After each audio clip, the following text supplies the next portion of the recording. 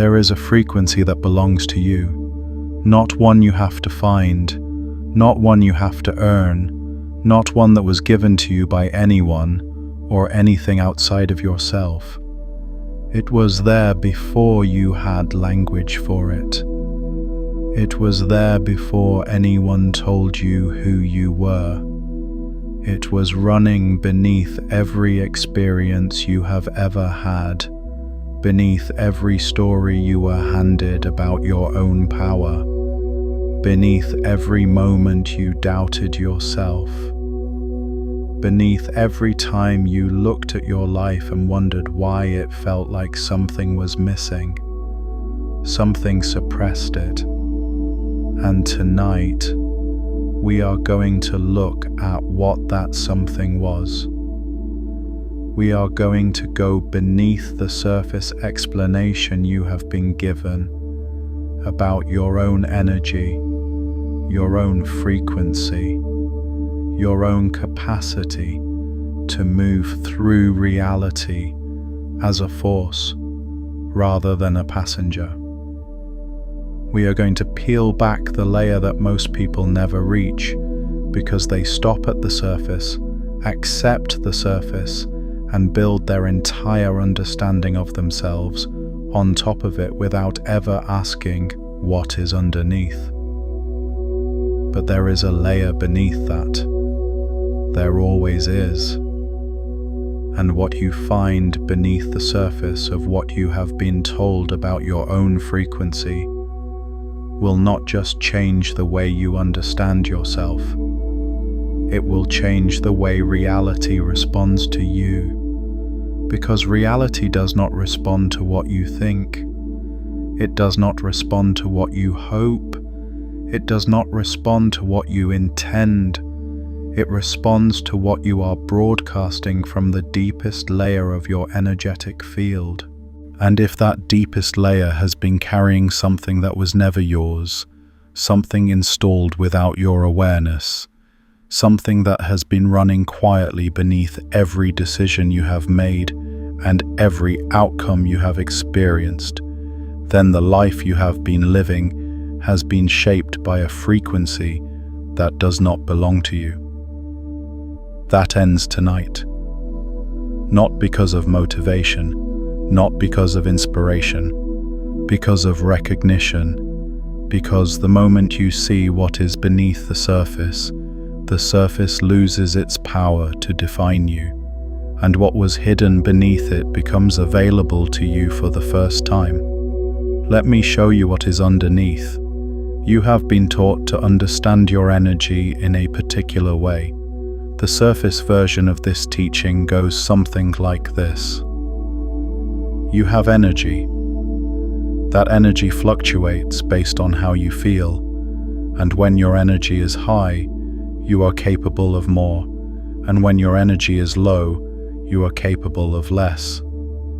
You have been taught to manage this energy, to protect it, to conserve it, to attract more of it by thinking the right thoughts and feeling the right feelings, and surrounding yourself with the right people and environments. That is the surface layer. And it is not wrong exactly. It is just the thinnest possible description of something with extraordinary depth. It is like describing the ocean by saying there is water there, technically accurate, profoundly incomplete, because the person standing at the shore, looking at the surface of the water, sees movement, sees color, sees the way light plays across the top of it, and believes they have understood the ocean. They have not. They have understood the interface between the ocean and the air. They have understood the membrane. They have not gone beneath it. They have not seen the depth, the pressure, the darkness, the extraordinary life that exists in layers so far below the surface that no sunlight reaches them. And yet, life is there, thriving, operating according to principles that the surface observer would never have predicted from what they could see standing at the shore. Your energy is the ocean. What you have been taught about it is the surface. And beneath that surface, understanding of energy as something you manage and protect and attract, there is a layer that changes everything about what energy actually is. And beneath that layer there is another. And beneath that, the quantum mechanics of what your field actually is and how it actually operates. And beneath that, the ancient maps that described this hidden territory thousands of years before modern science had instruments capable of detecting it. And at the very core, beneath all of those layers, there is the frequency that was always yours, the one that has been waiting for your awareness to reach it. We are going to reach it tonight. But first, we need to dismantle something. We need to look honestly at the surface layer you have been standing on and understand why it is not solid ground. Because you cannot dig beneath something you believe is the foundation. And most people believe the story they have been given about their own power is the foundation. They believe it is the deepest truth. They believe that what they feel on the surface is what they are at the core. It is not. What you feel on the surface is the result of what is happening in the layers beneath. And those layers have been interfered with, not metaphorically, not as spiritual language, in ways that are measurable, demonstrable, and that quantum physics has been quietly pointing toward for over a century, while the mainstream conversation about human potential continued to operate entirely at the surface. Here is what the surface layer tells you about why you are not where you want to be in your life. It tells you that you lack motivation, that you need to find the right feeling before you can act, that somewhere inside you or somewhere out in the world there is a switch, a moment of clarity, an emotional ignition point that will finally make you ready to become who you know you are meant to be. And so you wait for it. You prepare for it, you organize your life around the arrival of this feeling that will grant you permission to move. The surface layer also tells you that you are the product of your circumstances, that the conditions of your life explain the outcomes of your life, that if your circumstances were different, you would be different, that the external world is the primary cause, and you are the effect. That power flows from the outside in. That reality shapes you, rather than the other way around. That is the surface story. And it is seductive precisely because it contains enough truth to feel complete. Your circumstances do affect you. Your feelings do influence your actions. These things are real at the surface level, but they are not the foundation. They are the topmost layer of a structure that goes far, far deeper. And if you are building your understanding of yourself and your power on top of those surface observations without asking what is beneath them, you are building on a layer that was specifically designed to feel like the foundation while concealing everything below it. Now let me show you what is underneath it. Beneath the story that you are waiting for motivation, there is a frequency pattern, not a feeling, a pattern, a signal that your field has been broadcasting consistently, reliably into the quantum field around you, and that the quantum field has been matching with the same consistency and reliability. The quantum field does not evaluate your intentions. It does not read your vision boards. It does not listen to your prayers or your affirmations or your declarations of readiness. It matches your frequency. Whatever you are broadcasting from the deepest layer of your energetic signature, that is what the quantum field mirrors back to you as your reality. And if your deepest layer has been broadcasting the frequency of waiting, of hesitation, of someone who needs more preparation before they can move, then the quantum field has been faithfully, precisely, without judgment, building you a reality that reflects that frequency back to you. More reasons to wait. More evidence that you are not ready. More circumstances that seem to justify another layer of preparation before the real thing begins. This is not punishment. This is physics. The quantum field is not against you. It is not indifferent to you. It is in perfect resonance with you. The problem is not that the field is not responding.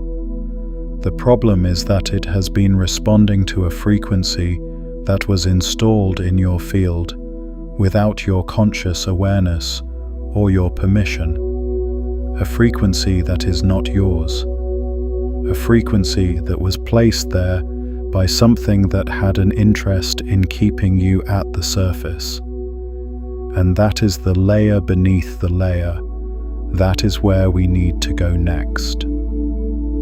In 1944, the physicist Max Planck, the father of quantum theory, said something that should have rewritten the entire foundation of how humanity understands reality. He said, standing before a scientific audience at the end of a lifetime of research into the nature of matter, that he had come to the conclusion that there is no matter as such, that all matter originates and exists only by virtue of a force, and that behind this force we must assume the existence of a conscious and intelligent mind. This mind, he said, is the matrix of all matter.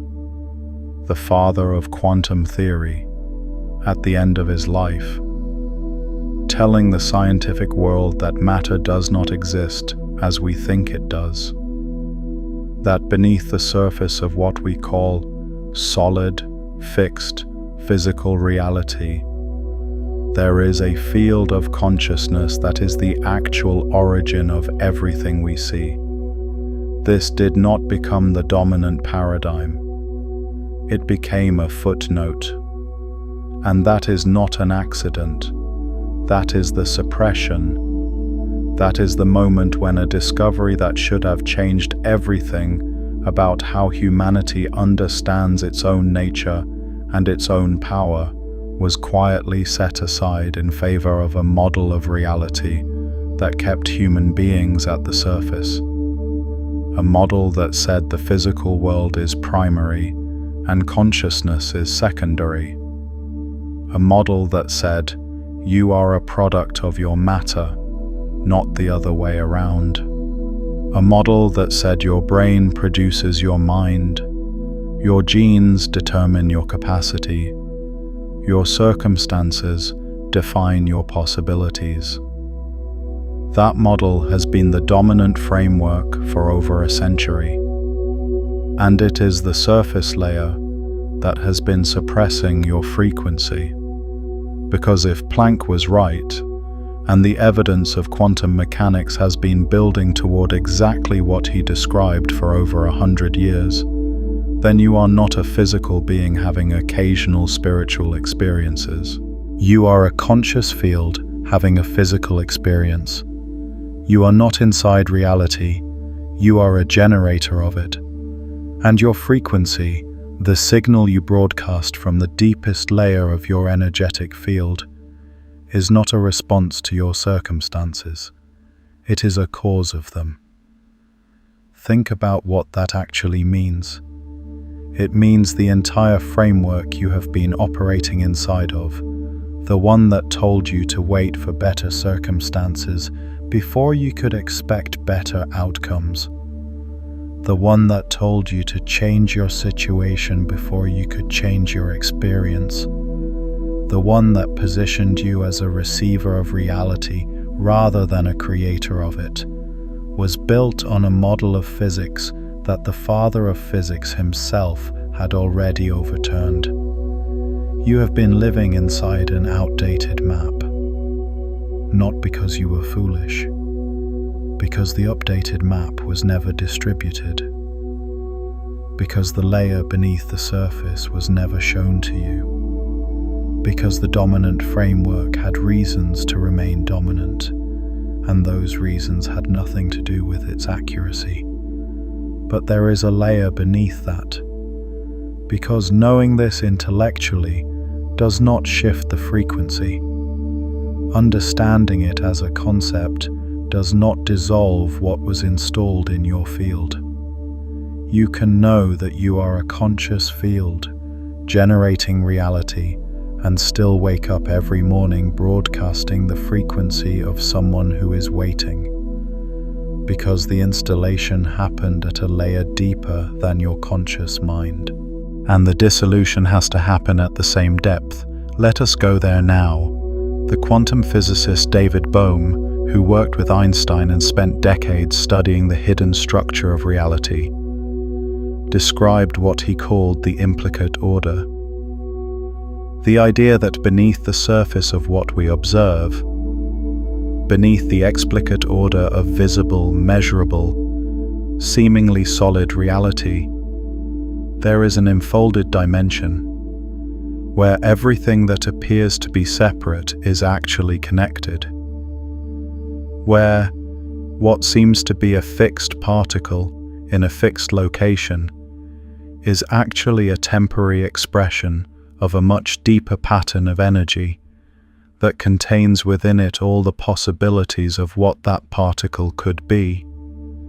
He called this the hollow movement, the idea that reality is not a collection of separate things, but a single, undivided, flowing whole that enfolds and unfolds continuously, expressing itself at the surface as the world we see, while containing at its depth something that cannot be seen, but that determines everything that appears at the surface.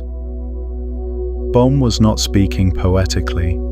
He was describing a mathematical and physical reality that his decades of work in quantum mechanics had led him to with the precision of a scientist who had followed the evidence beneath every surface it pointed beyond.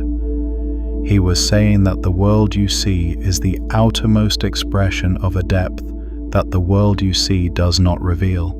That the explicate, the visible, the measurable is always and only the surface of an implicate order that is doing the actual work of creation beneath it. What Bohm was describing in the language of physics, the ancient traditions had been describing in the language of consciousness for thousands of years.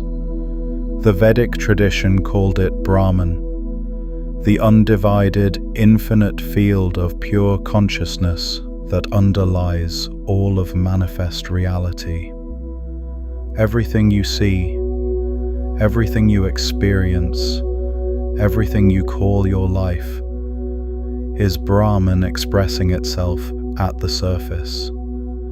And at the core of every individual being is Atman, the individual expression of the same infinite field, not separate from Brahman, not a fragment of it, a complete expression of it, the way a wave is a complete expression of the ocean, rather than a piece of it. The wave does not contain less ocean than the ocean does. It is the ocean, expressed in a particular form, at a particular location, for a particular duration. And when the wave recedes, it does not cease to exist. It returns to the depth from which it arose, carrying with it everything it was at the surface, back into the wholeness that was always its source. The Taoist tradition called it the Tao, the unnameable, underlying principle from which all things arise and to which all things return. The Tao cannot be grasped by the intellect, because the intellect operates at the surface. It can only be known by moving beneath the surface into the stillness, where the source of all movement resides. The Tao Te Ching opens with this recognition. The Tao that can be named is not the eternal Tao, because the moment you name it, you have captured the surface expression of it. The depth remains beneath the name, beneath the concept, beneath the understanding, in the layer that can only be reached by going beneath every layer of knowing into the knowing that precedes knowing. The Hermetic tradition, preserved in texts that predate modern civilization as we understand it, described it as the All, and in its central principle, the principle of correspondence, it stated, "As above, so below, as within, so without, as the universe, so the soul. The structure of the whole is reflected in every part, and the frequency of every part participates in the structure of the whole." This was not a metaphor for spiritual comfort. It was a precise description of the relationship between the individual field and the universal field. A description that quantum entanglement would eventually confirm in the language of physics. These traditions were not describing metaphors. They were not offering comfort stories to help people cope with the difficulty of physical existence. They were mapping a territory that exists beneath the surface of what the senses can detect.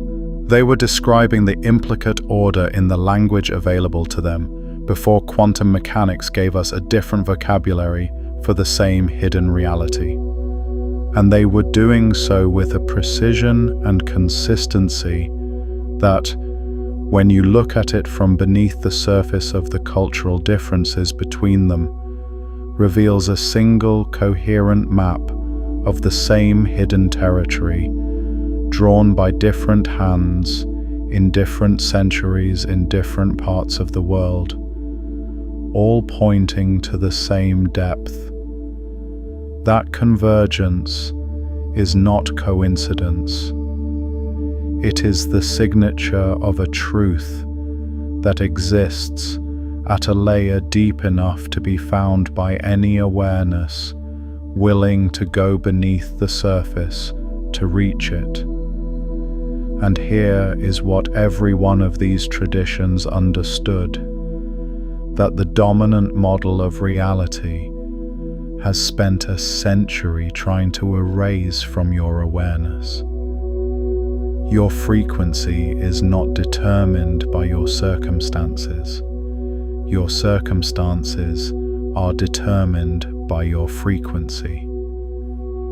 The causation runs in the opposite direction from what you have been taught. You are not a receiver of reality. You are a generator of it. And the generator is not your thoughts. It is not your feelings. It is not your intentions, or your affirmations, or your vision boards. The generator is the deepest layer of your energetic field, the layer beneath all of those surface expressions, the layer that has been running beneath your conscious awareness, broadcasting a signal that was installed without your permission, shaping a reality that reflects that signal back to you with perfect precision. That is the layer we are going to reach tonight. If what we are uncovering together is reaching a layer in you that you want to keep going deeper into, take a moment right now to like this video and subscribe to this channel. Every transmission here goes beneath the surface, of something. Now let us keep going. But first, let me show you something about how the installation happened. Because you cannot dissolve something you cannot see. And the suppression of your original frequency was precise enough that most people never see it. They experience the effects of it their whole lives without ever recognizing that what they are experiencing is not their natural frequency. It is the frequency of a program that was placed in their field. Think about the first time someone told you that you were too much, that your enthusiasm was inappropriate, your confidence was arrogance, your certainty was naivety, your power was a problem. Think about the first time you were rewarded not for being yourself, but for being manageable, for being quiet, for being agreeable, for not taking up too much space, for waiting your turn, for not wanting too much, for being reasonable about what was possible for someone like you. These moments did not feel like suppression when they happened. They felt like education. They felt like love sometimes. They felt like protection. They were delivered by people who themselves had their frequencies suppressed in the same way, and who genuinely believed they were preparing you for the world as they understood it. They were not villains. They were people who had accepted the surface as the foundation and were passing that acceptance on to you with the best of intentions and without any awareness of what they were covering over in the process. But what was actually happening at the level of your energetic field was the installation of a frequency that was not yours, a frequency that said, "Your original power is dangerous. Your original frequency is too much. To be safe, to be loved, to belong, you need to broadcast a smaller signal. You need to dim the field. You need to wait for permission before you move. You need to feel ready before you act. You need to be certain before you commit. You need to be reasonable about what is possible for you. And your field, which was designed to be responsive, which was designed to adapt, which was designed to learn from its environment, received that signal and incorporated it. Not because it was true, because it was repeated, because repetition at the level of the energetic field creates pattern. And pattern, once established, runs automatically. It does not require your ongoing attention or agreement. It just runs. Beneath your conscious awareness, beneath your intentions, beneath everything you consciously want and choose and aspire to. It runs, and it broadcasts, and the quantum field matches it, and you experience the results as your life. That is the hidden layer. That is what has been underneath everything. Not your inadequacy, not your lack of readiness, not some fundamental deficit in your nature. A program, installed without your permission, running without your awareness, shaping your reality with the same precision and reliability as any other frequency pattern in the quantum field. And here is what makes this layer so difficult to see from the surface. The program does not announce itself as a program. It announces itself as you. It speaks in your voice. It uses your memories as evidence.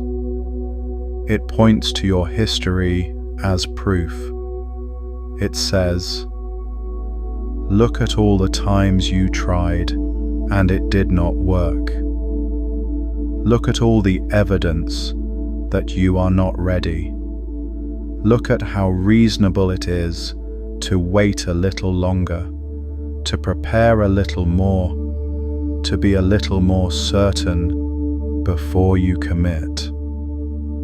The program has been running long enough and deeply enough in your field that it has learned to impersonate your authentic self with extraordinary accuracy.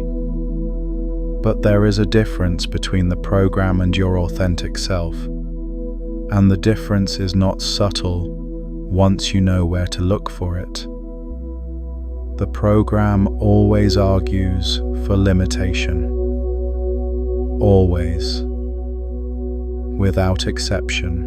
Every thought that argues for why you cannot, why you should not yet, why more preparation is warranted, why the timing is not right, why someone like you should be realistic about what is possible, every single one of those thoughts is the program, not you. The program speaking in your voice, using your memories, citing your history, making the case for the surface. Your authentic frequency, your original signal, does not argue. It does not make a case. It does not cite evidence. It simply is. It is the quiet certainty beneath the noise of the program's arguments. It is the knowing that exists before the program generates its next objection. It is the resonance in your chest that you can feel when the program pauses, when the noise briefly quiets, when the surface stills for a moment, and you can feel what is beneath it. That is the frequency that is yours. That is what we are going to reach. Think about the moment you are in right now, in this transmission, and ask yourself, has there been a layer beneath your surface that you have always sensed but could not quite name until now? A pattern you could feel running but could not see clearly enough to dissolve? Drop it in the comments, not the polished version, the real one. Because the people watching this are not here for the surface. They are here for exactly what you found beneath it. But there is a layer beneath even that. Because beneath the program, beneath the installation, beneath everything that was placed in your field, by your environment and your conditioning and the collective agreement about what is possible for a person like you, there is something that was never touched, something that could not be touched, something that has been running beneath the program the entire time, waiting for your awareness to reach it. Your original frequency, the signal that was broadcasting before anyone told you who you were, the field that was operating before the installation happened, the frequency that is not learned or earned or given, the one that belongs to you, not because you deserve it, but because it is what you are at the deepest layer. And here is what quantum mechanics tells us about this deepest layer. In 1982, physicist Alain Aspect and his team at the University of Paris completed an experiment that should have, as the physicist David Peat later wrote, shaken physics to its foundations. They were testing a prediction made by quantum theory called Bell's theorem, which suggested that if quantum mechanics was correct, then particles that had once interacted would remain connected regardless of the distance between them, that a change in one particle would be instantaneously reflected in the other, not through any signal traveling between them, but through a connection that exists at a layer beneath the space that separates them. The experiment confirmed it. Two particles, separated by distance, behaving as if they were not separate at all, as if the space between them was a surface feature of a deeper reality in which they had never actually been divided. This is called quantum entanglement, and it tells us something extraordinary about the nature of the field we are operating in. It tells us that separation is a surface phenomenon, that beneath the appearance of separate, isolated, independent things, there is a field in which everything that has ever interacted remains connected, where the boundaries between things are not as solid as they appear at the surface, where what happens in one part of the system is not isolated from what happens in another part, regardless of the distance between them. The physicist Bernard d'Espagnat, who spent his career examining the philosophical implications of quantum mechanics, described what he called veiled reality. The idea that quantum mechanics is pointing toward a reality that exists beneath the observable world, a reality that is not directly accessible to our instruments or our senses, but that is nonetheless the actual source of everything we observe. A reality that is not divided the way the surface world is divided, that is not separated the way the surface world appears to be separated, that is whole in a way that the surface world can only gesture toward. Now extend this to your field. If you are a conscious field operating within a quantum universe, and if quantum entanglement tells us that connection persists beneath the appearance of separation, then your original frequency, the signal that was broadcasting before the installation, has never actually been separated from you. It has never been destroyed. It has never been lost. It has been beneath the program the entire time, entangled with you at a level deeper than the program could reach, waiting not to be recovered from somewhere outside you, but to be recognized at the depth where it has always been. The suppression did not erase your frequency. It covered it. There is a difference. Erasure is permanent. A covering is temporary. A covering dissolves the moment the awareness that is doing the looking moves beneath it. And that is what we are doing tonight. We are moving the awareness beneath the covering. We are going to the layer where your original frequency is still running, has always been running, and is available to you right now, in this moment, not as something to be achieved or earned or worked toward, but as something to be recognized. Let me take you somewhere for a moment. There is a story I want to tell you, not a metaphor. A story about something that is true in the way that all the deepest truths are true, beneath the surface of what we call fact. There was a woman named Mira who grew up in a village built on the ruins of an older city. The village had been there for generations, and the people who lived in it had long since stopped thinking about what was beneath the streets they walked on every day. They knew, in a vague way, that the village had been built on something older.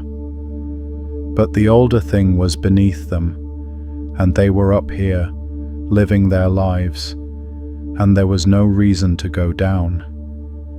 Mira grew up with a particular kind of restlessness, a feeling that something was missing, not from her circumstances, which were ordinary and sufficient, but from somewhere beneath her circumstances. Like there was a note she was supposed to be able to hear that was always just below the threshold of her hearing. She could almost feel it in her chest sometimes. A resonance that was hers, but that she could not quite reach. The people around her had explanations for this feeling. They called it dissatisfaction. They called it ambition. They called it the kind of wanting that needed to be managed before it made you unhappy. They told her she needed to be more grateful for what was on the surface. They told her the feeling would pass if she stopped paying attention to it. She tried. For years, she tried. But the resonance did not stop. It was not an emotion she could manage. It was not a thought she could redirect. It was something beneath all of that.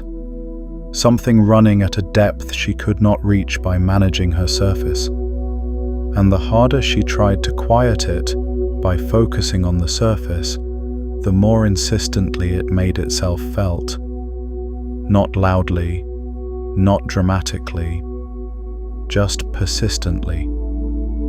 Like a signal that was too deep to be drowned out by the noise above it, no matter how much noise accumulated.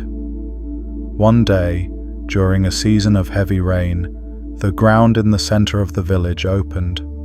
Not dramatically, not catastrophically, just a slow subsidence, a settling that revealed beneath the cobblestones a staircase going down. The village elders said it was dangerous. They said no one should go down there. They said the old things beneath were unstable and that the right response was to fill the opening and continue with the life that was on the surface. They said this with genuine concern. They were not wrong that going down was uncertain. They were wrong that uncertain meant dangerous. They confused the unfamiliar with the unsafe. They confused the depth with the threat. Mira went down. What she found beneath the village was not ruins in the way she had imagined ruins. It was not broken and decayed. It was older, yes, quieter, but it was intact. And in the center of the older city beneath the village, there was a chamber. And in the chamber, there was a sound. Not a sound exactly, a frequency. A resonance that she felt in her chest before she heard it with her ears. And the moment she felt it, she recognized it. Not as something new, as something she had always known. As the note she had been almost hearing her entire life, finally audible at the depth where it had always been sounding. She had not lost it. It had not been taken from her. It had been beneath her the entire time, beneath the village that had been built on top of it, beneath the layers of ordinary life that had covered it without extinguishing it. She did not bring the frequency up to the surface. She brought herself down to where the frequency was.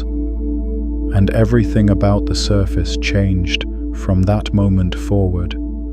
Not because the surface changed, because she was no longer operating only from the surface. She was operating from the depth, and the surface was now an expression of that depth, rather than a cover over it. The same village, the same streets, the same people, but seen now from a depth that the surface could not contain or define. Seen from the layer where the original signal was running, and from that layer, everything that had felt like limitation on the surface revealed itself as simply the outermost expression of a depth that was anything but limited. You are Mira, and the chamber is not beneath your village. It is beneath your conditioning. It is beneath the program that was installed in your field. It is beneath the frequency of waiting and hesitation and reasonable limits that was placed in your energetic signature by an environment that did not know what it was doing to you. The staircase has opened. We are going down. Let me show you what quantum mechanics tells us about the nature of frequency suppression and what it means for the field you are operating in. In quantum mechanics, there is a phenomenon called decoherence. When a quantum system, which naturally exists in a state of superposition, meaning it holds multiple possibilities simultaneously, interacts with its environment, those interactions cause the quantum possibilities to collapse into a single classical state. The system loses its quantum nature. It becomes fixed, definite, classical. The infinite possibilities that existed at the quantum layer beneath the surface get collapsed into a single, determined, predictable outcome at the surface. This is what physicists mean when they talk about the measurement problem. The act of observation, the interaction with the environment, collapses the quantum superposition into a classical state. What was infinite becomes fixed. What was possible becomes determined. What was open becomes closed. And the closure happens not through force but through interaction, through the accumulated weight of an environment that keeps measuring the system and, in measuring it, keeps collapsing its possibilities into a single determined state. Now here is what this means for your frequency. You were born in a state of quantum superposition, not metaphorically. At the level of your developing nervous system, your developing identity, your developing sense of what you are and what is possible for you, you held multiple possibilities simultaneously. You had not yet been collapsed into a fixed, determined, predictable pattern. You were still quantum, still open, still broadcasting from the layer of infinite possibility that exists beneath the surface of fixed identity. And then the environment began to interact with you, and each interaction was a measurement. Each time someone reflected back to you a fixed version of who you were. Each time you were rewarded for one behavior and punished for another. Each time the environment told you what was reasonable and what was not, what was safe and what was dangerous, what was possible for someone like you and what was not, your quantum superposition collapsed a little further. The infinite possibilities that existed at your depth got collapsed, layer by layer, into a fixed, determined, predictable frequency pattern. The program was not installed all at once.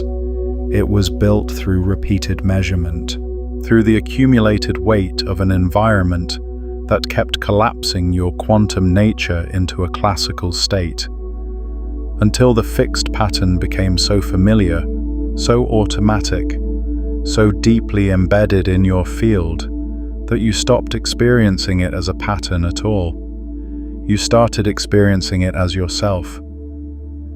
But it is not yourself. It is the collapsed state, the classical version, the surface expression that the environment created through its repeated interactions with your field. Beneath the collapsed state, your quantum nature is still intact. The superposition is still there. The infinite possibilities are still there. The original frequency that was broadcasting before the collapse began is still there. Because decoherence does not destroy the quantum nature of a system, it suppresses it. It pushes it beneath the surface of classical behavior, but it does not erase it. And under the right conditions, a system that has undergone decoherence can be brought back into quantum coherence. The possibilities can be restored.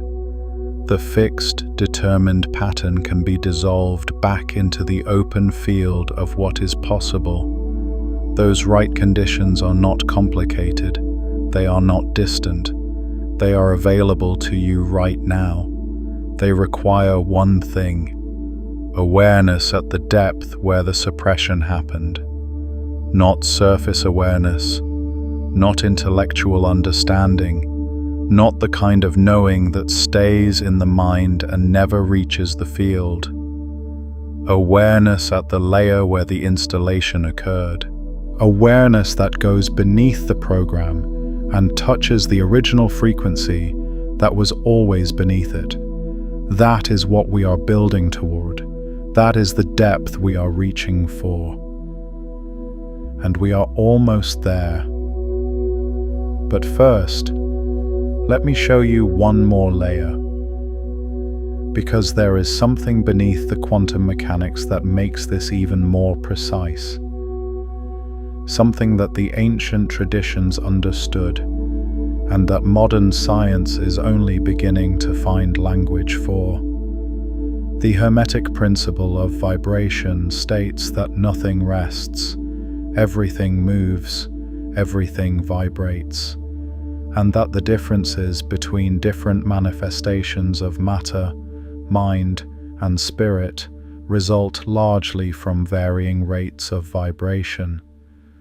This was written in texts that scholars believe predate the ancient Egyptian civilization as we understand it. It was not a metaphor for the people who wrote it.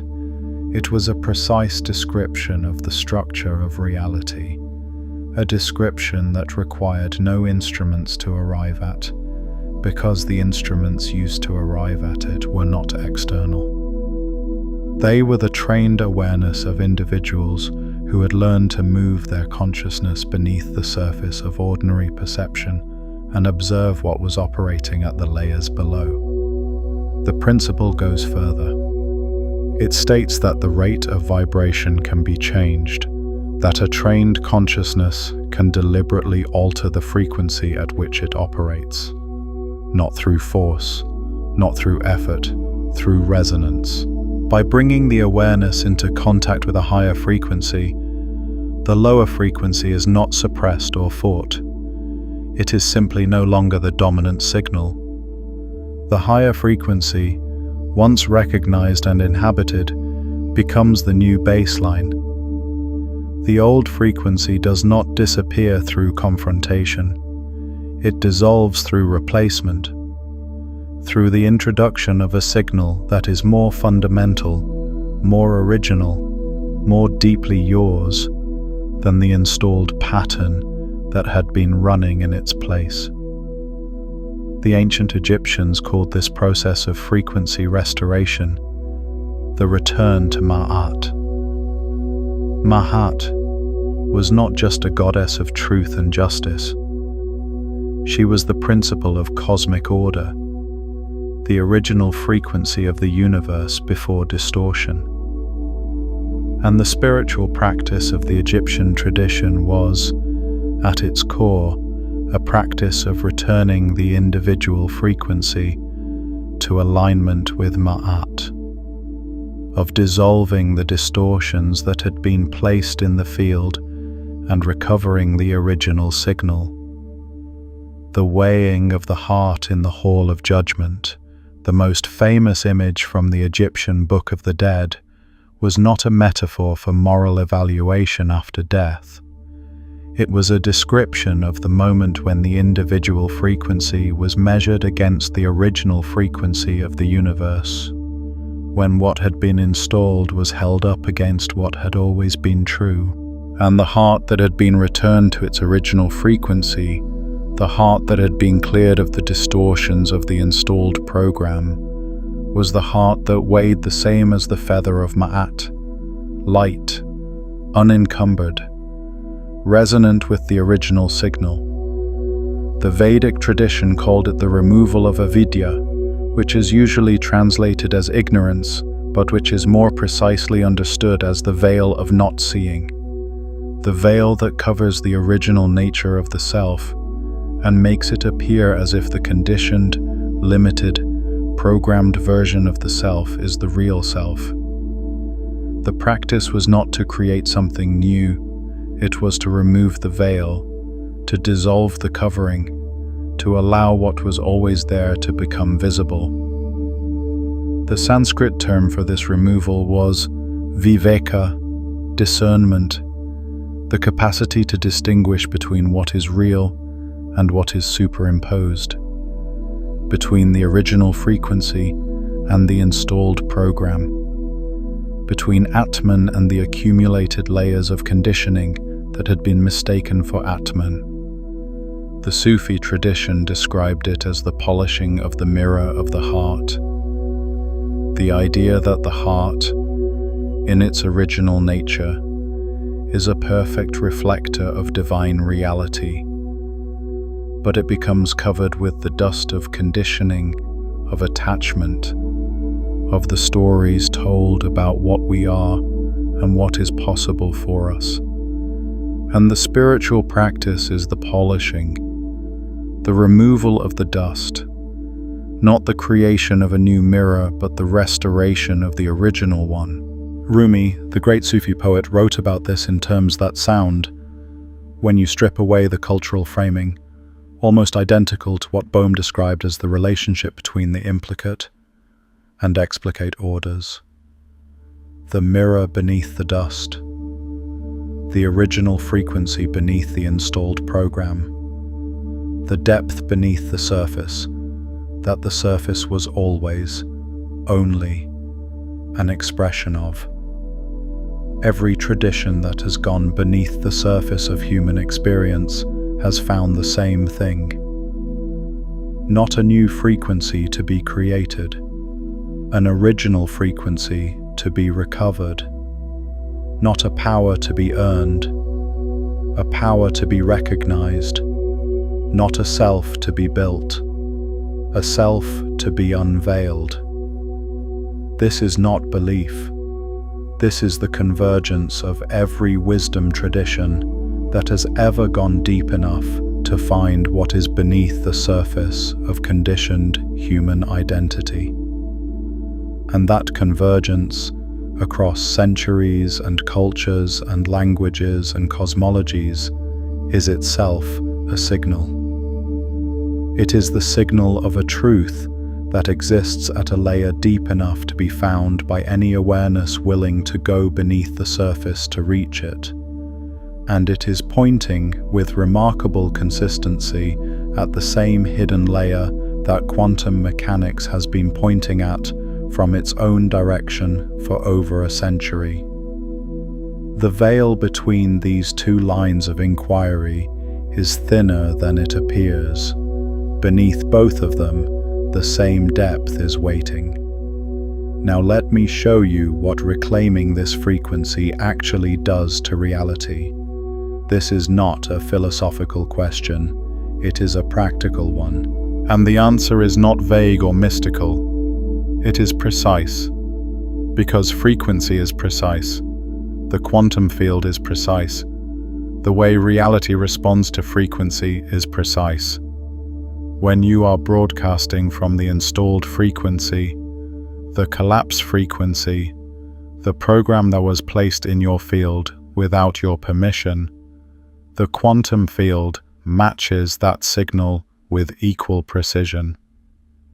It builds you a reality that is a faithful reflection of hesitation, of waiting, of someone who needs more preparation before they can move. Not because it is punishing you, because it is doing exactly what it is designed to do. Matching frequency with frequency, reflecting signal with signal. When you reclaim your original frequency, when you bring your awareness beneath the program to the layer where your original signal is still running, the quantum field begins to match that signal instead. And the reality it builds from that signal is not the same reality it was building from the program. But here is what most people miss about this process. And this is the layer beneath the layer of frequency work that most people who talk about this subject never reach. The shift does not happen at the level of thought. You cannot think your way to your original frequency. You cannot affirm your way there. You cannot vision board your way there. Because thought is a surface phenomenon. Affirmation is a surface phenomenon. Vision boards are surface phenomena. And the original frequency is beneath all of those surfaces. The shift happens at the level of action. Not dramatic action. Not the kind of action that requires you to feel ready, or motivated, or inspired. The smallest possible unit of action that is congruent with your original frequency rather than with the installed program. Here is why this is so precise. The installed program maintains itself through inaction, through the pattern of waiting, through the frequency of someone who needs more preparation before they can move. Every moment you wait for readiness, you are feeding the program. You are sending the signal that confirms it.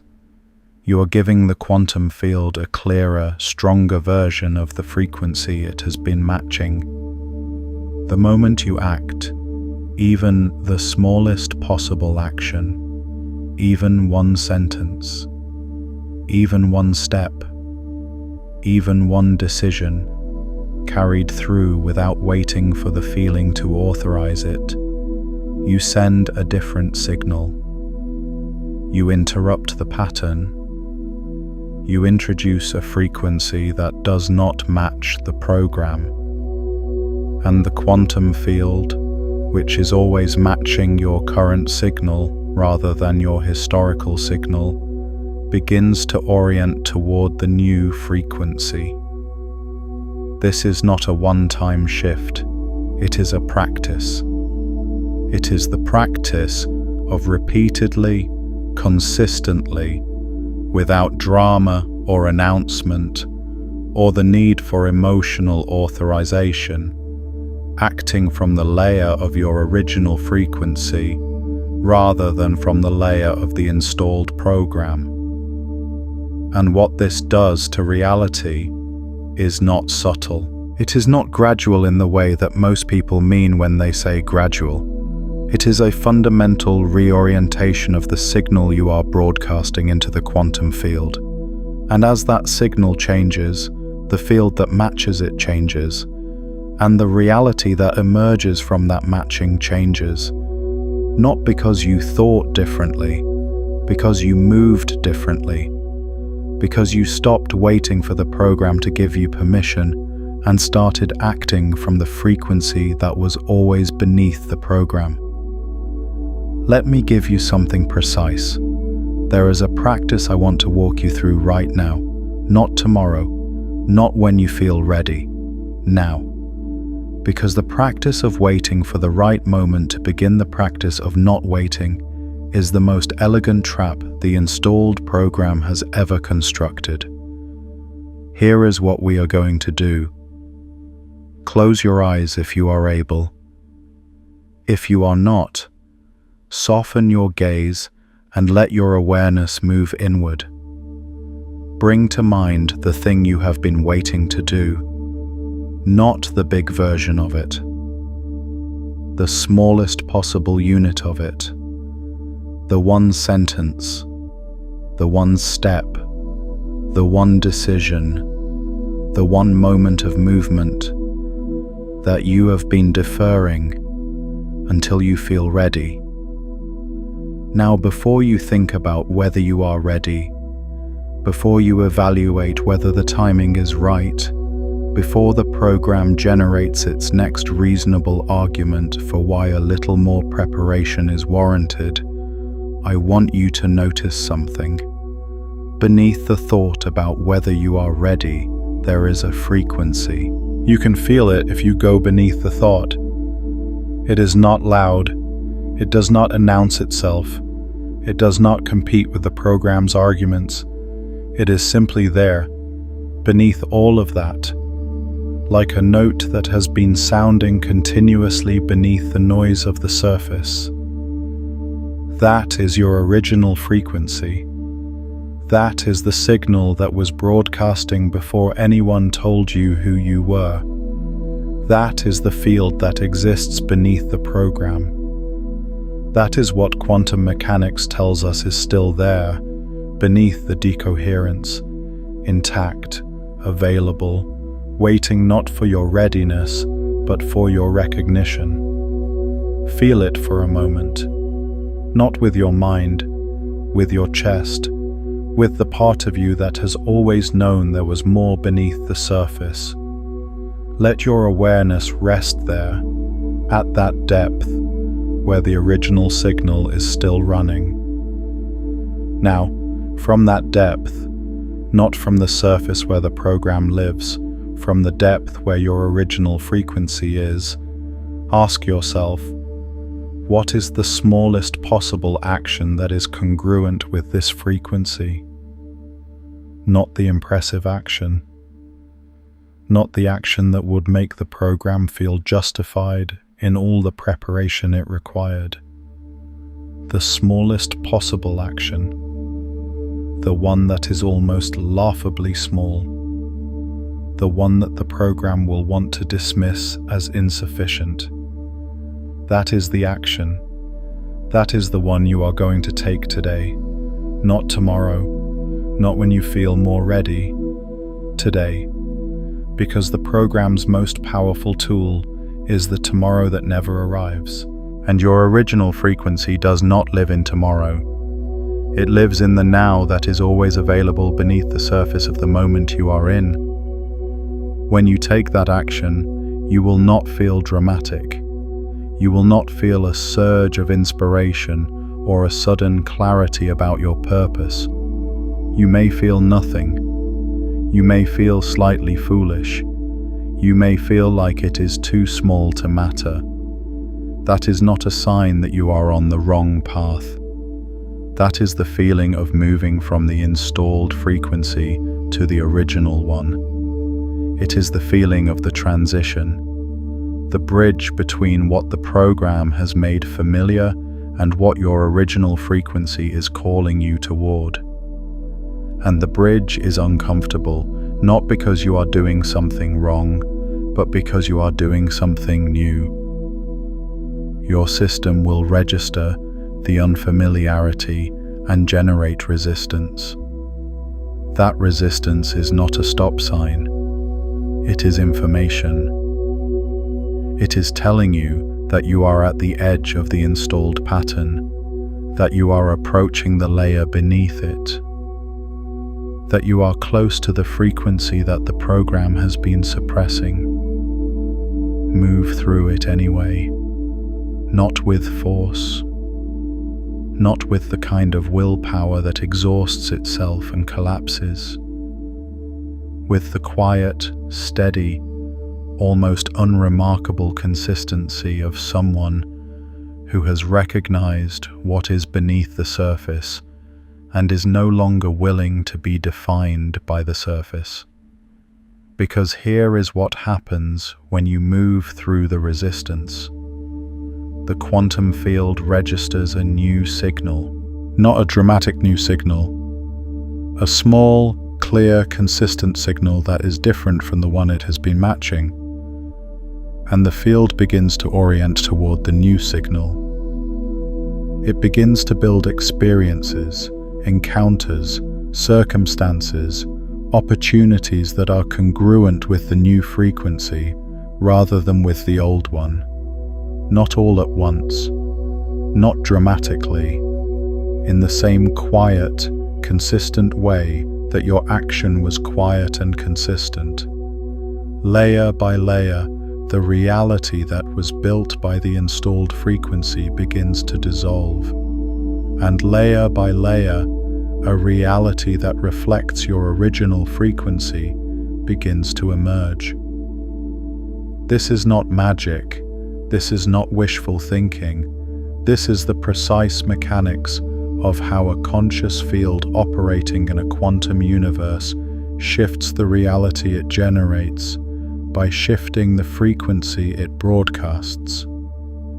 And it begins with the smallest possible action taken from the depth of your original frequency, rather than from the surface of the installed program. Take a moment now, before we go to the next layer. Feel what has shifted in your awareness since we began this transmission. Notice What is different about the way you are holding your own capacity? Notice whether something has settled or clarified or become more accessible that felt distant when we started. That is not the result of information. You have received information before, and it has not always shifted something at this depth. That is the result of your awareness having moved beneath the surface layer to a deeper one. And at that deeper layer, something that was covered has become slightly more visible. Something that was suppressed has become slightly more audible. That is the frequency returning. Not because it was lost, because your awareness is reaching the depth where it has always been. And while we are here at this depth together, I want to ask you something. Was there a truth hidden in plain sight in your own life that you could not see until you were ready to see it? Something you always sensed was beneath the surface, but could not articulate until now. Share it in the comments. What you name at this depth does not just clarify it for you. It creates a signal that others who are ready to see it can recognize in themselves.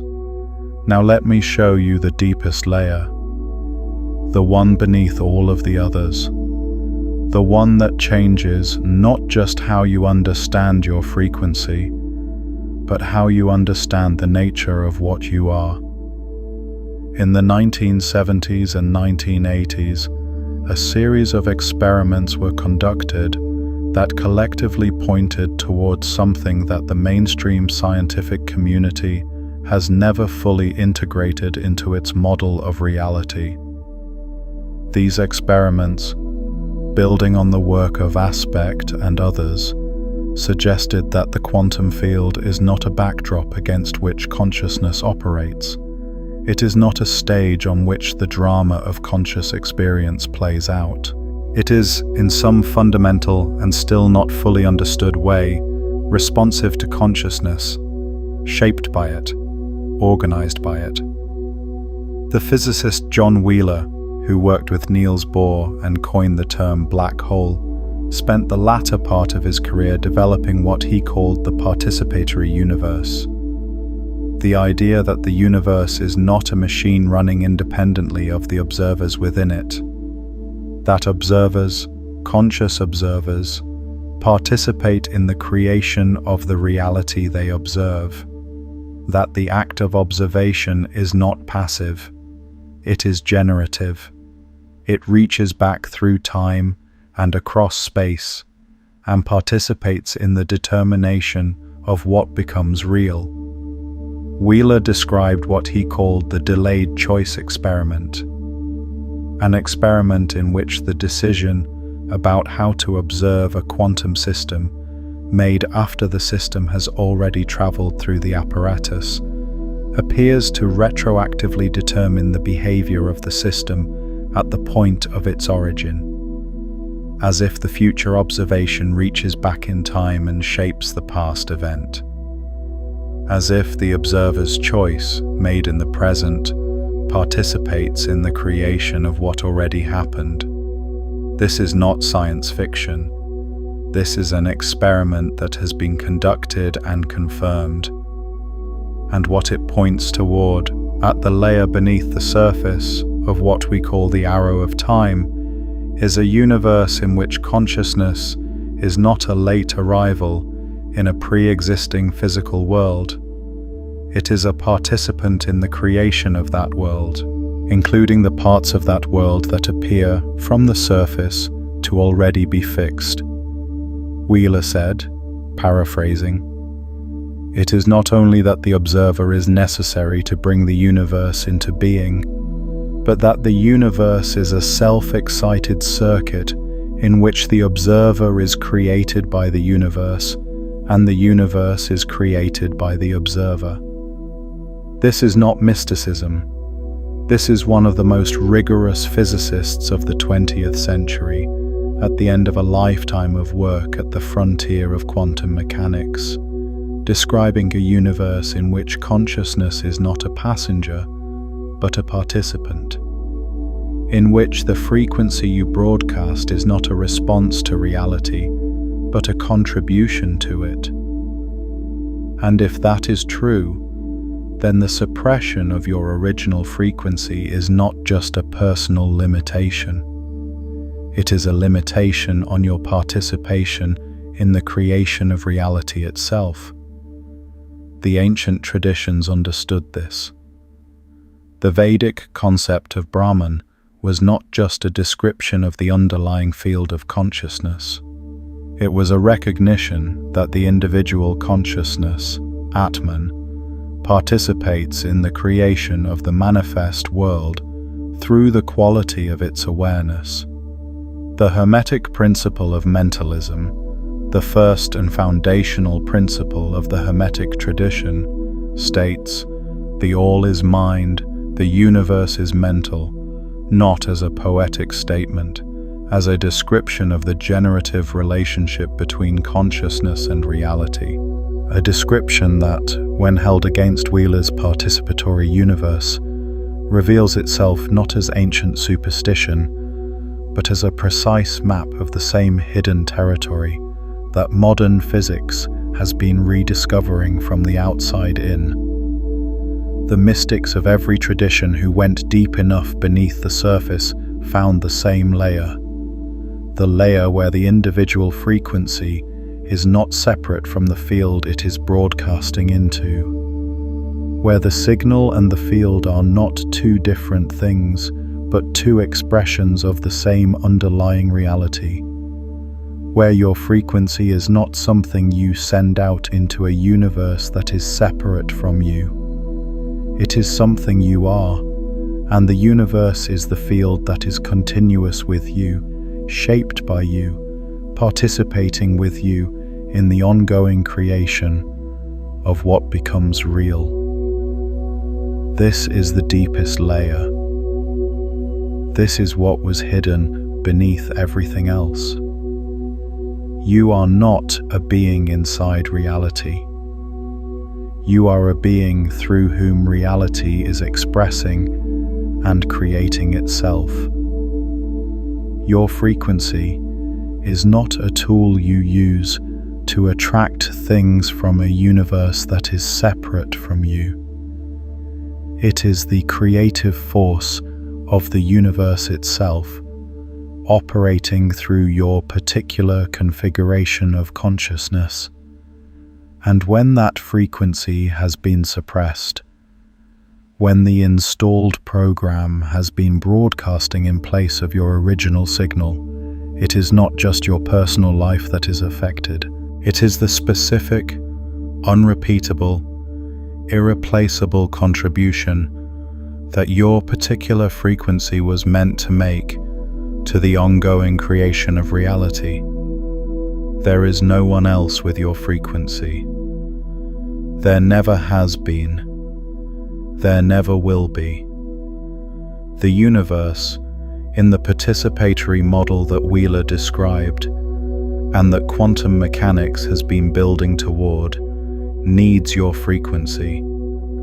Not a generic human frequency, not an average frequency. Yours, the specific, original, unrepeatable signal that was broadcasting before the installation happened, and that has been running beneath the program ever since, waiting for your awareness to reach it. This is not grandiosity. This is physics. Every configuration of consciousness in a participatory universe makes a unique contribution to the creation of reality. And when that configuration is suppressed, when the original frequency is covered by an installed program, the contribution that frequency was meant to make goes unmade. The layer of reality that could only have been created by that specific signal remains uncreated. That is what is at stake in the reclaiming of your frequency, not just your personal fulfillment, not just your individual transformation, The specific contribution that your original frequency was always meant to make to the field that all of us are participating in together. Let me show you one more thing before we integrate everything we have uncovered tonight. There is a second story I want to tell you. There was a man named Elian who was a keeper of an ancient library. The library had been built over centuries and its collection was vast, but what made it remarkable was not the number of books it contained. It was the room at its center, a room that most people who visited the library never found, because it was not on any map of the building, and because the door to it was hidden behind a section of shelving that looked like every other section of shelving in the library. Elian had been the keeper of this library for most of his adult life. He knew every book, every shelf, every corridor. He was considered an expert. People came from great distances to consult him about the collection, but he had never found the central room. He did not know it existed. He had organized his entire understanding of the library around what was visible, around the collection that was catalogued and mapped and accessible. He had become so expert at the surface that it had never occurred to him that the surface might be the outermost expression of a depth he had not yet reached. He had mistaken his comprehensive knowledge of the visible for a complete understanding of the whole. One day, a very old scholar came to the library. She was not there to consult Elian about the collection. She walked through the library with the quiet certainty of someone who had been there before, in a way that Elian had not been there before, which is to say, she was not looking at the surface. She was looking at the structure beneath the surface. She was looking at the architecture of the thing, rather than its contents. Elian followed her, curious, slightly unsettled by the way she moved through his library, as if she knew something about it that he did not. She stopped at the section of shelving that looked like every other section of shelving. She pressed her hand against it. Not at the surface of the shelving. She pressed her hand against it as if she were pressing through it, as if she were making contact with something behind it rather than with it. And the shelving moved.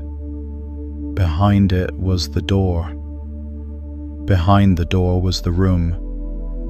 In the room was the original collection. Not the books that had been added over centuries by successive librarians. The original texts from which the entire library had been built, the source material, the foundation, the layer beneath all the layers that had been placed on top of it. Elian stood in the doorway of that room and felt something that he could not immediately name. It was not surprise exactly. It was recognition, as if some part of him had always known this room was here, had always sensed the depth beneath the library he thought he knew, had always felt that the surface collection, vast as it was the outermost layer of something with far more depth. He had spent his life being an expert on the surface, and the surface was real. The surface had value. The surface had served many people, but the source was here, beneath it, in the room that had no map, behind the door that looked like a wall, available not through expertise but through the willingness to press through the surface to what was underneath, available not to the person with the most knowledge of the visible collection, but to the awareness willing to move beyond the visible to the depth that the visible had always been built upon. You are Elian, and the central room is not behind a shelf in a library. It is beneath the surface of everything you have been told about your own power. It is behind the layer of the installed program. It is at the depth where your original frequency has been running, uninterrupted, throughout everything that has been placed on top of it. The old scholar who pressed her hand through the surface and found the door beneath it. That is your awareness tonight.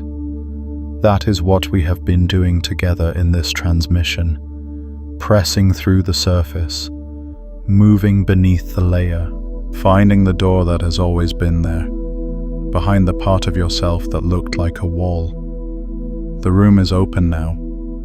The frequency is accessible. What you do with it from this moment forward is not a matter of motivation or inspiration or feeling ready. It is a matter of choice. The choice to act from the depth rather than from the surface. The choice to broadcast your original signal rather than the installed program. The choice to be, in each small, quiet, consistent moment, the frequency that you actually are, rather than the frequency that was placed in your field without your permission. Now let us integrate everything we have uncovered. We began at the surface story that you have been waiting for motivation, for readiness, for the right feeling to grant you permission to become who you know you are. We established that story and then we went beneath it. Beneath the surface story, we found the frequency pattern, the signal that your field has been broadcasting into the quantum field, and that the quantum field has been matching with perfect precision. Not the signal of your intentions or your desires, but the signal of the installed program. The frequency of waiting, of hesitation, of someone who needs more preparation before they can move. Beneath the frequency pattern, we found the installation, the process by which your original frequency was suppressed, not erased, covered, layer by layer, through the repeated interactions of an environment that collapsed your quantum superposition into a fixed, classical, predictable pattern. A pattern that felt like yourself because it had been running so long and so automatically that you stopped experiencing it as a pattern and started experiencing it as who you are. Beneath the installation, we found the quantum mechanics. Decoherence, the collapse of infinite possibility into fixed determination, and the crucial recognition that decoherence does not destroy the quantum nature of a system. It suppresses it. And under the right conditions, the original quantum coherence can be restored. Beneath the quantum mechanics, we found the ancient maps. Every wisdom tradition that has ever gone deep enough has found the same hidden layer, not a new frequency to be created, an original frequency to be recovered, not a power to be earned, a power to be recognized, not a self to be built, a self to be unveiled. And at the deepest layer, beneath all of those layers, we found what Wheeler described, and what the ancient traditions had always known, that you are not a being inside reality. You are a being through whom reality creates itself. That your frequency is not a tool you use to attract things from a universe separate from you. It is the creative force of the universe itself, expressing through your specific, unrepeatable, irreplaceable configuration of consciousness. That is what has been hidden. That is what has been running beneath everything you were taught about your own power. That is what the suppression was suppressing.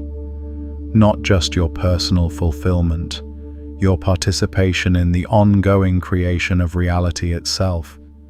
And now you have seen it, not as a concept, as a recognition, as the feeling of something that was always there, becoming slightly more visible, because your awareness moved beneath the surface to the layer where it lives.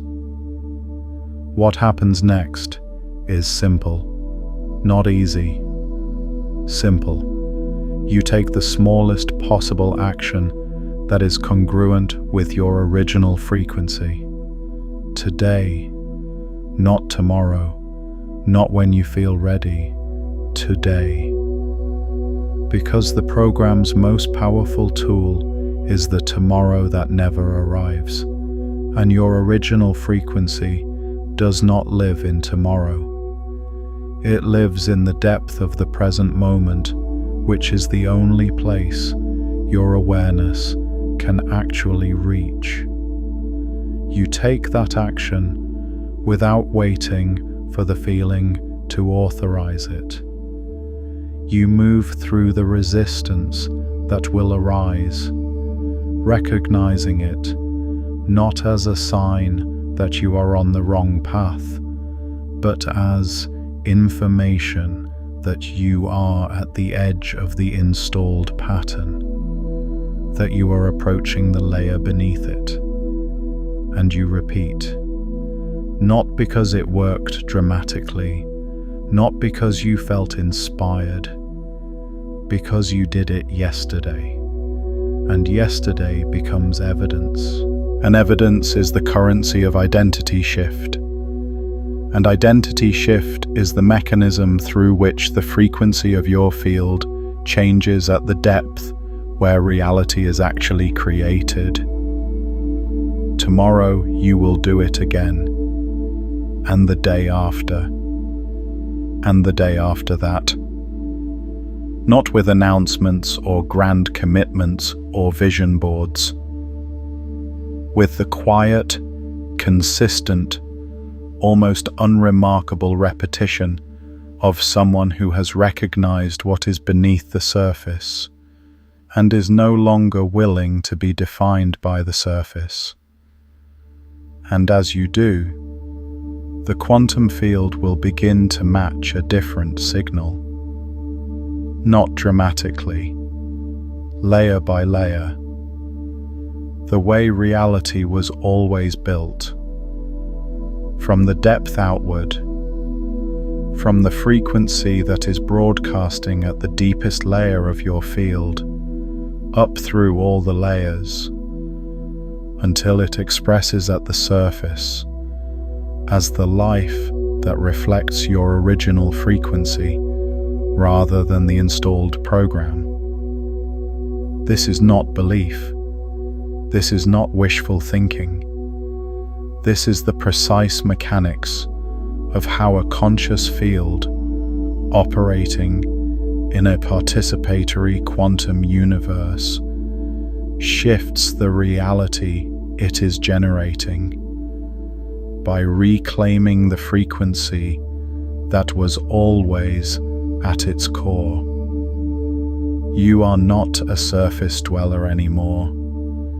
You have seen what is beneath the surface, and what has been revealed cannot be re-hidden. The veil once lifted does not fall back into place. The room once found does not disappear behind the shelving again. The frequency, once recognized at the depth where it has always been running, does not become inaccessible again. You have been here, at this depth, tonight, and the depth is not somewhere you go and leave.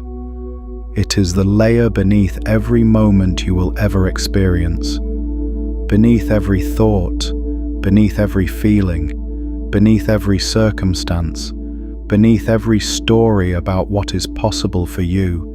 Your original frequency is running, has always been running, will always be running.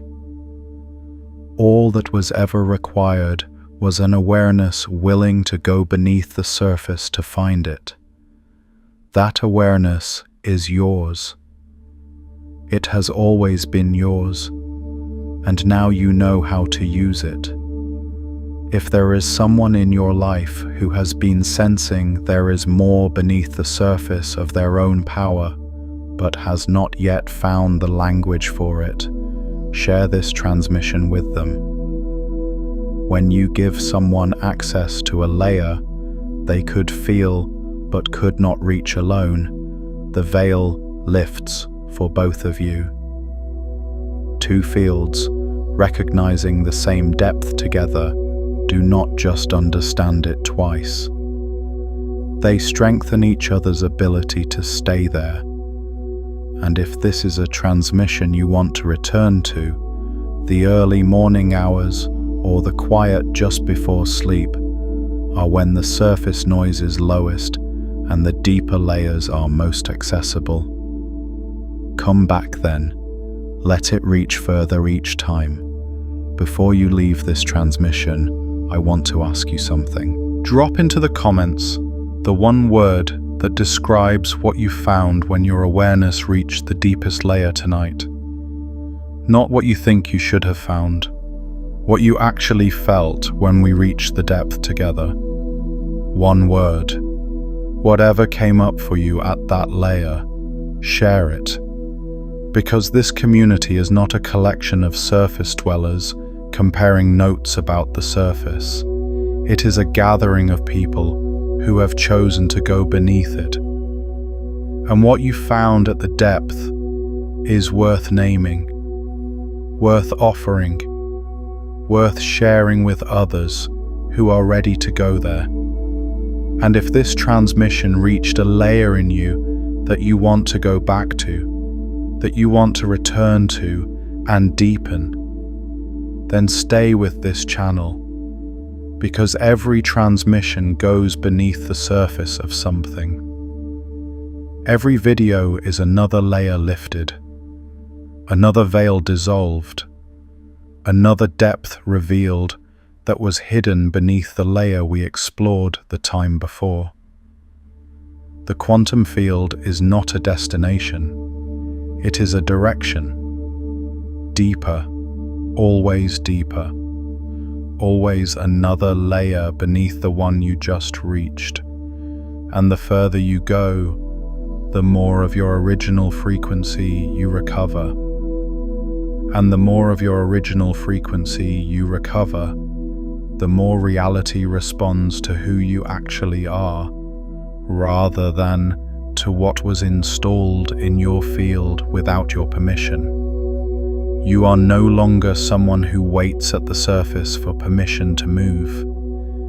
You are someone who has seen what is beneath the surface, who has felt the frequency that was always running beneath the program, who has recognized, at the depth where recognition actually changes things, that what was suppressed was never lost, only covered.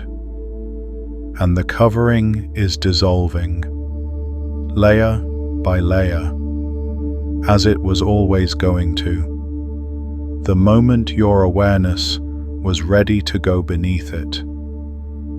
Welcome to what was always beneath everything.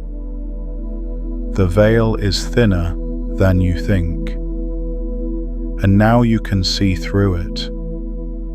The hidden frequency you just reclaimed has a direct relationship with the self-talk running beneath your conscious awareness. There is a transmission on this channel called the hidden frequency of self-talk they erased. It goes to the specific layer where the installed language lives and shows you precisely how to dissolve it. That is the next layer down.